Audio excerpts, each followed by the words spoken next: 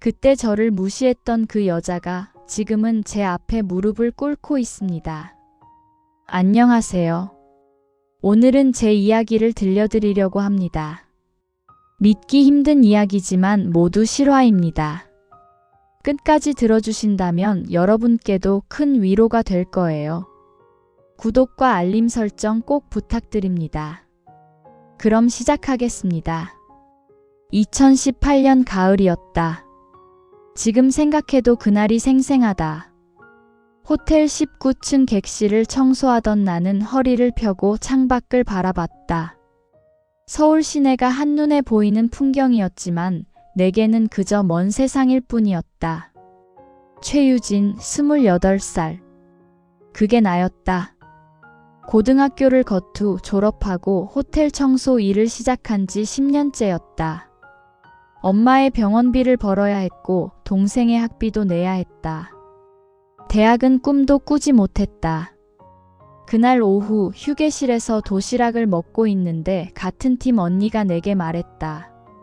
19층 VIP 룸에 손님이 체크인했으니 특별히 더 신경 쓰라고. 나는 고개를 끄덕이고 카트를 밀고 갔다. 복도에서 한 남자와 마주쳤다.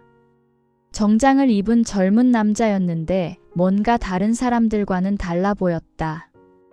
나중에 안 사실이지만 그가 바로 강민호였다.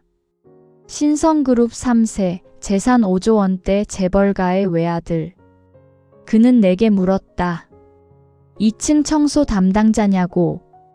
나는 긴장한 목소리로 그렇다고 대답했다. 그러자 그는 미소를 지으며 말했다.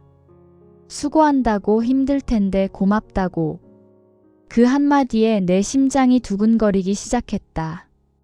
누군가 내 일을 인정해준 게 얼마만인지. 보통 사람들은 청소부를 투명인간 취급했으니까. 하지만 그때 나는 몰랐다. 이 남자 때문에 내 인생이 지옥으로 변할 거라는 걸. 신데렐라는 없다. 현실은 잔인하니까. 민호는 그 후로도 자주 호텔에 왔다. 회의가 있을 때마다 복도에서 마주쳤고 그때마다 그는 내게 인사했다. 어느 날은 커피를 건네기도 했다. 6개월이 지났을 때 그가 내게 말했다. 저녁 식사를 함께 하고 싶다고. 나는 거절했다. 신분이 다르다고. 나는 청소부고 그는 재벌이라고. 하지만 그는 웃으며 말했다. 신분이 무슨 상관이냐고. 자신은 그냥 유진 씨가 좋다고. 바보같이 나는 그 말을 믿었다. 우리는 사귀기 시작했다. 민호는 다정했고 따뜻했다. 내 손에 거친 굳은 살을 보며 안쓰러워했고 일이 끝나면 데리러 와주기도 했다. 1년이 지났을 때 그가 청혼했다. 나는 울면서 그렇다고 대답했다. 하지만 악몽은 그때부터 시작됐다. 민호의 어머니 강서희 여사를 처음 만난 날을 잊을 수가 없다.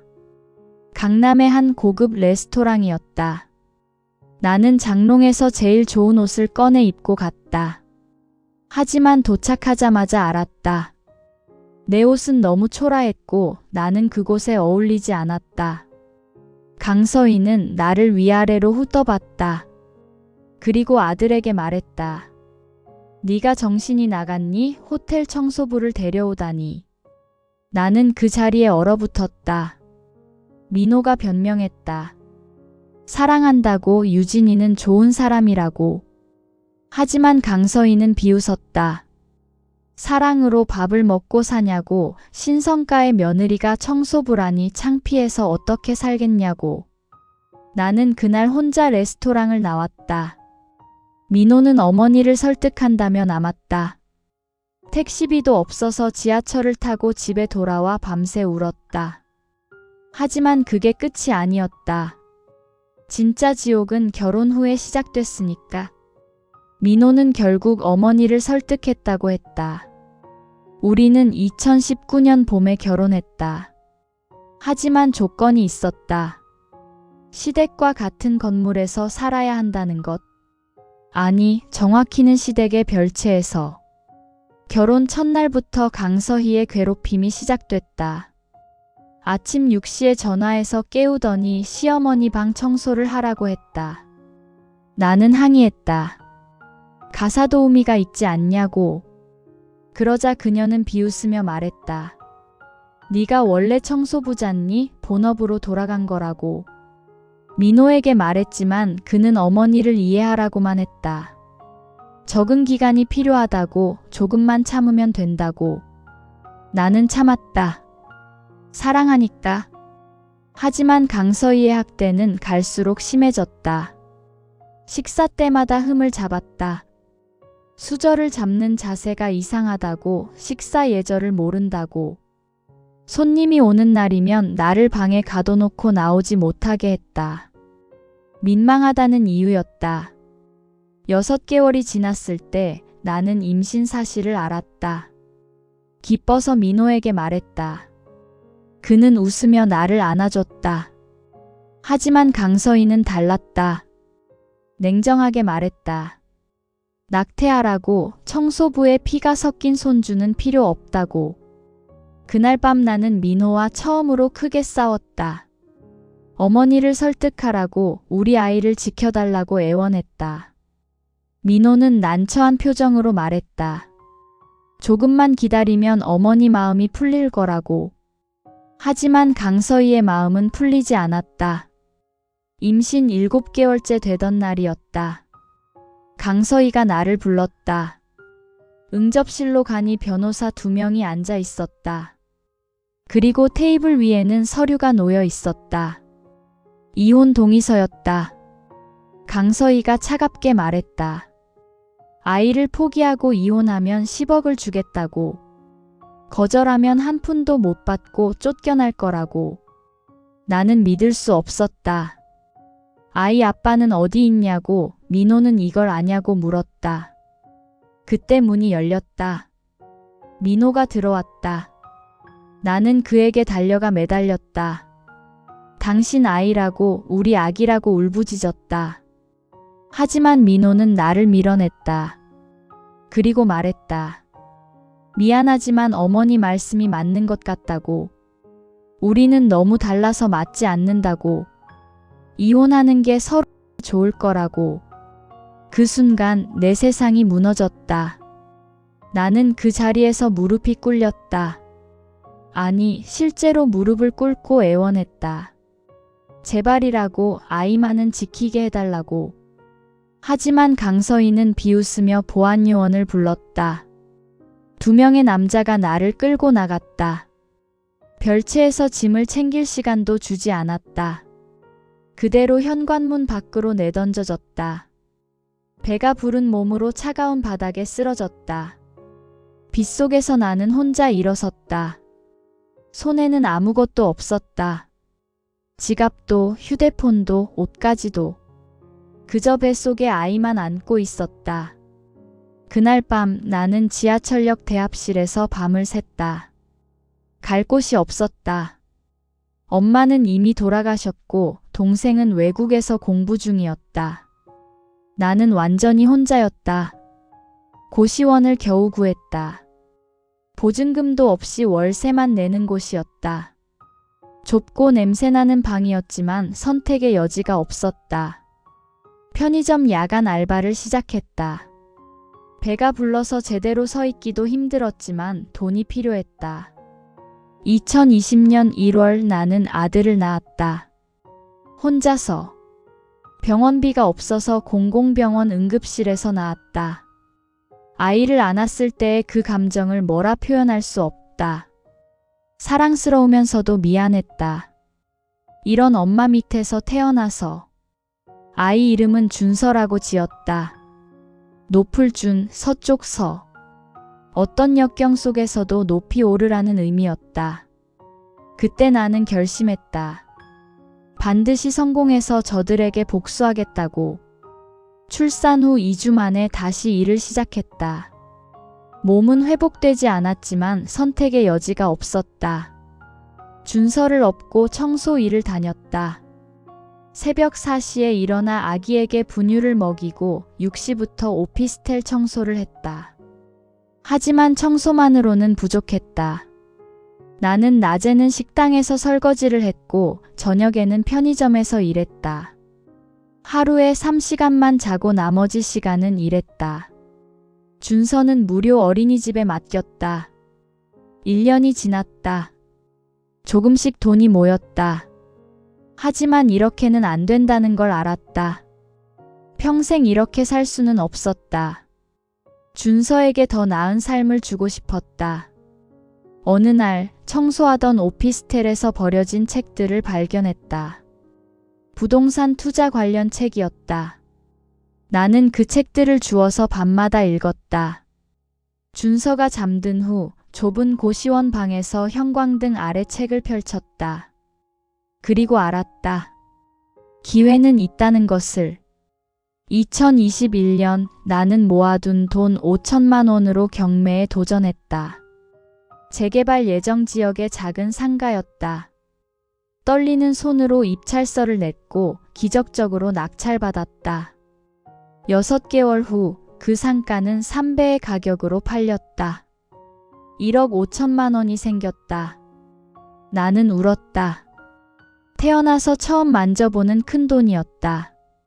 하지만 여기서 멈추지 않았다. 그 돈으로 다시 경매에 참여했다. 이번에는 더 큰 건물이었다. 공부하고 또 공부했다. 밤을 새워가며 부동산 시장을 분석했다. 그리고 성공했다. 1번, 2번, 3번. 돈이 불어났다. 2년 만에 10억이 됐고 3년 만에 50억이 됐다. 복수의 칼날을 갈 준비가 되어가고 있었다. 2024년 봄 나는 100억 자산가가 되어 있었다. 투자회사를 차렸고 직원도 20명을 고용했다. 준서는 이제 4살이 되어 또렷하게 말하는 아이로 자라났다. 그리고 그때 기회가 왔다. 신성그룹이 위기에 처했다는 뉴스가 나왔다. 주력 사업이었던 건설 부문에서 대규모 손실이 발생했고 주가가 폭락했다. 회사가 자금난에 시달린다는 소문이 돌았다. 나는 움직였다.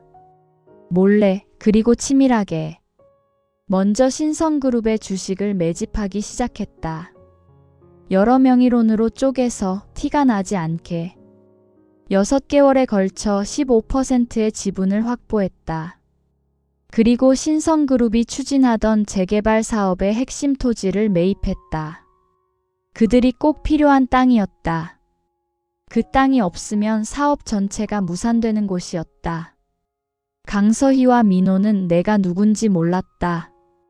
나는 투자회사 대표 최유진이었지 며느리였던 유진이가 아니었으니까. 이름은 같았지만 그들은 눈치채지 못했다. 청소부가 재벌이 됐을 거라고는 상상도 못했을 테니까.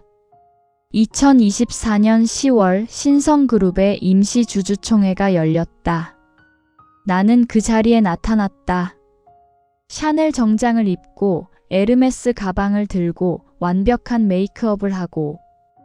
회의실 문이 열렸을 때 강서희의 얼굴이 하얗게 질렸다. 나는 미소를 지으며 자리에 앉았다. 그리고 차분하게 말했다. 안녕하세요. 저는 신성그룹의 2대 주주 최유진입니다. 강서희가 떨리는 목소리로 물었다. 당신이 어떻게? 나는 서류를 꺼내 테이블에 놓았다. 주식 보유 현황과 토지 소유권 증명서였다. 민호는 아무 말도 하지 못하고 앉아 있었다. 그의 얼굴은 재처럼 창백했다. 나는 차갑게 통보했다. 재개발 사업에 필요한 토지를 매각할 용의가 있다고. 하지만 조건이 있다고. 경영권을 넘기라고. 강서희가 버럭 소리쳤다.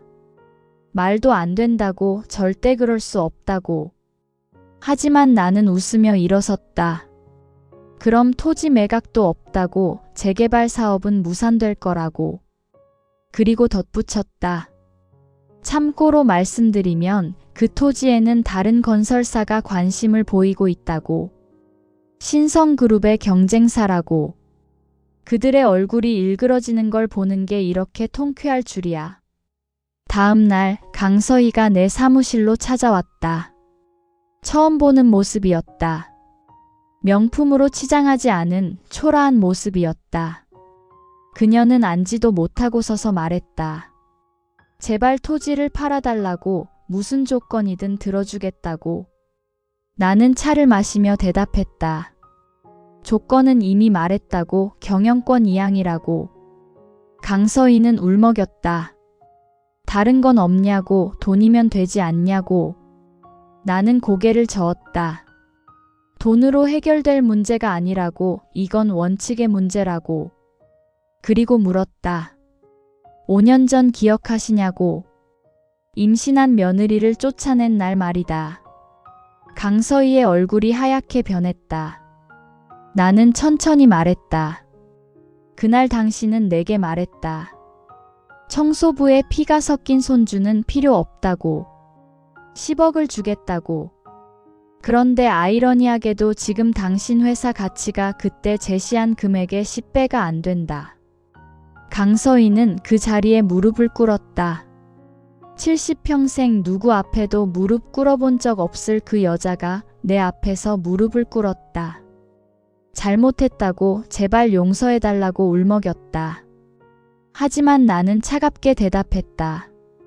너무 늦었다고. 5년 전에 사과했어야 했다고. 그날 이후 협상이 시작됐다.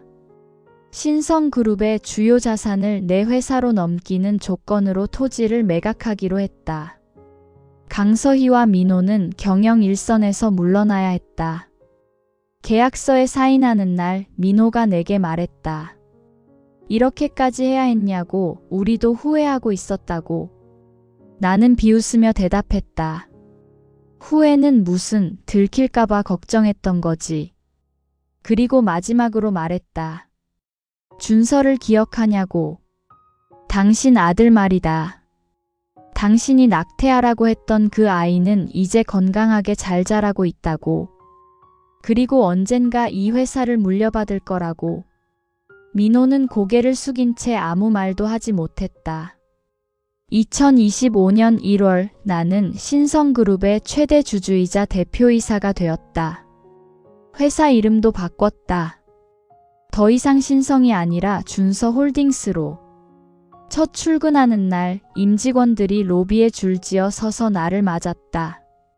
그 중에는 5년 전 나를 끌어냈던 보안요원도 있었다. 그는 내 눈을 똑바로 보지 못했다. 나는 전 직원을 모아놓고 말했다. 앞으로 이 회사는 달라질 거라고. 능력으로 평가받는 곳이 될 거라고. 출신이나 학벌이 아니라 실력으로 승부하는 곳이 될 거라고. 그리고 특별 채용 공고를 냈다. 어려운 환경에서 일하는 청소노동자, 서비스직 종사자들에게 사무직 기회를 주는 프로그램이었다. 내가 걸어온 길을 다른 사람들도 걸을 수 있도록. 강서희와 민호는 작은 아파트로 이사했다. 재산의 대부분을 잃었으니까. 가끔 그들의 소식을 듣는다. 민호는 작은 회사에 취직했다고 하고 강서희는 요양병원에 있다고 한다. 복수했다고 느끼냐고. 솔직히 말하면 처음에는 통쾌했다. 하지만 지금은 그저 담담하다. 그들에게 받은 상처가 사라진 건 아니지만 더 이상 그들이 내 인생의 중심이 아니니까. 어제 준서가 물었다. 엄마, 우리 아빠는 어디 있어요? 나는 아이를 안으며 말했다. 아빠는 먼 곳에 있다고. 하지만 우리에게는 엄마가 있고 그걸로 충분하다고. 준서는 웃으며 내 볼에 뽀뽀했다. 엄마가 최고라고. 그 말에 나는 눈물이 날 뻔했다. 5년 전 빗속에서 쫓겨났던 그날을 생각한다. 배를 움켜쥐고 지하철역 대합실에서 떨던 그날을.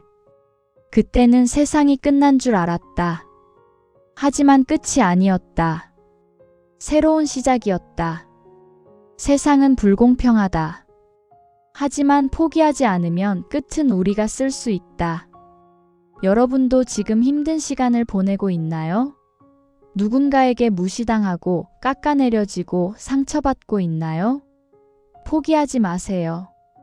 지금은 밑바닥일지 몰라도 거기서부터 올라갈 수 있습니다. 나는 청소부에서 재벌이 됐습니다. 불가능해 보이는 일이었지만 해냈습니다. 여러분도 할 수 있습니다. 구독과 알림 설정으로 응원해주세요. 여러분의 이야기도 언젠가 행복한 결말을 맞이하길 바랍니다.